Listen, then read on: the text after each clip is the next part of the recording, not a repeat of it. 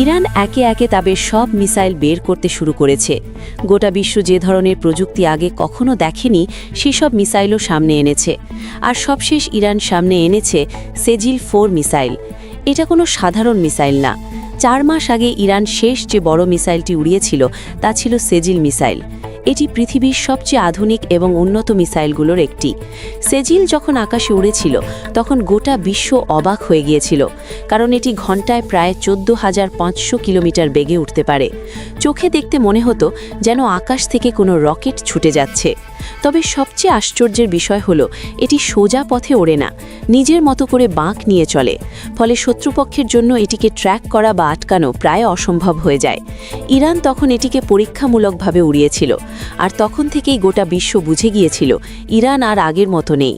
কিন্তু মূল আলোচনা শুরু হয়েছে যখন ইরানের দক্ষিণ সীমান্তে এই ধরনের মিসাইল রেডি অবস্থায় দেখতে পাওয়া যায়। এটা দেখে বোঝা যায় এটা কোনো সাধারণ মিসাইল না। গঠন বা আকৃতি দেখে বোঝা যায় এটা একটা ব্যালিস্টিক মিসাইল। এই ধরনের ব্যালিস্টিক মিসাইলের গতি প্রায় 10,000 কিলোমিটার প্রতি ঘন্টা ছাড়িয়ে যায়। তাই এটাকে থামানো সাধারণ কোনো মিসাইলের পক্ষে অসম্ভব। এর থেকেও বড় ব্যাপার হলো উন্নত দেশগুলো এই ধরনের মিসাইল ব্যবহার করে পারমাণবিক ওয়ারহেড নিয়ে ওড়ার জন্য। সোজাভাবে বললে এই ধরনের মিসাইল পারমাণবিক বোমা বহন করতে সক্ষম। যেহেতু এটা ব্যালিস্টিক মিসাইল, তাই এটা 5 থেকে 5,500 কিলোমিটার দূরে গিয়ে নির্ভুল হিট করতে পারে। কিন্তু আশ্চর্যের ব্যাপার হলো এটা দেখতে অনেকটা রাশিয়ার কাছে থাকা ইস্কান্দার সিরিজের মিসাইলের মতো লাগে।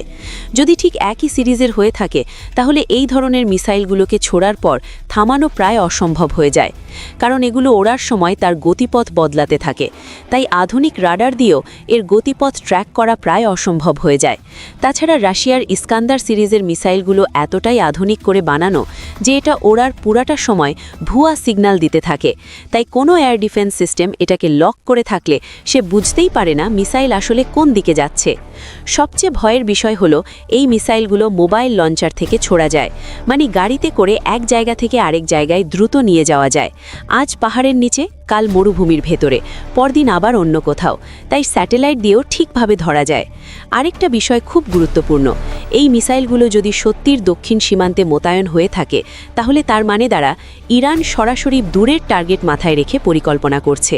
কারণ এই পাল্লার মিসাইল দূরের কোনো শত্রু দেশের জন্য বের করা হতে পারে। কিন্তু এ ব্যাপারে রাশিয়া বা ইরান কেউই কোনো খোলাখুলি কথা বলেনি। ইরান জানিয়েছে এই মিসাইল সম্পূর্ণ তাদের নিজস্ব প্রযুক্তিতে তৈরি। যদিও এই কথা একেবারেই উড়িয়ে দেওয়া যায় না, কারণ ইরান বহু বছর ধরে মাটির কয়েকশো মিটার নিচে গোপন বাংকারে তাদের মিসাইল প্রোগ্রাম উন্নত করেছে। তাদের কাছে আর কি মিসাইল আছে কিংবা তারা আর কি সামনে আনতে চলেছে এ ব্যাপারে কোনো তথ্য কারো কাছেই নেই। তবে বিভিন্ন গোপন সূত্রে বলেছে ইরান ইতোমধ্যেই এরকম কয়েক শত মিসাইল বের করেছে। অনেকে মনে করছেন এই মিসাইলের পেছনে রাশিয়ার সামরিক সহযোগিতা থাকতে পারে। মধ্যপ্রাচ্যের বর্তমান পরিস্থিতি এই ধারণাকে আরও শক্তিশালী করে তুলেছে। আর মধ্যপ্রাচ্যের উত্তেজনা পরিস্থিতি মিলিয়ে ইরান বুঝে গেছে যদি কখনো বড় কিছু ঘটে তাহলে ছোটখাটো প্রস্তুতি নিয়ে কোনো লাভ নেই। এই কারণেই বিশ্লেষকদের ধারণা ইরান এখন আর শুধু দেখানোর জন্য মিসাইল বের করছে না, তারা ইচ্ছাকৃতভাবে বিশ্বকে জানিয়ে দিচ্ছে ইরান প্রস্তুত। এই সেজিল-4 বা উন্নত ব্যালিস্টিক মিসাইলগুলো মূলত ইরান প্রতিরক্ষার জন্য বের করেছে। এগুলো ছোড়ার দরকার নেই, শুধু রেডি অবস্থায় থাকলেই শত্রুপক্ষের মাথায় হাজারবার হিসাব ঘুরতে থাকে। এই কারণেই পশ্চিমা দেশগুলো এখন প্রকাশ্যে খুব বেশি কথা বলছে না, কিন্তু ভেতরে ভেতরে সামরিক বিশ্লেষকরা হিসাব করছে যদি সত্যি ইরান এই স্তরে পৌঁছে যায় তাহলে ভবিষ্যতের বিশ্ব রাজনীতি আর আগের মতো থাকবে না। সব মিলিয়ে একটা বিষয় পরিষ্কার, ইরান শুধু মিসাইল বের করছে না, ইরান একটি বার্তা দিচ্ছে। সেই বার্তাটা খুব সাধারণ, যদি কেউ চাপ দিতে আসে তাহলে জবাবটা হবে এমন যেটা থামানোর মতো সময়ও পাবে না।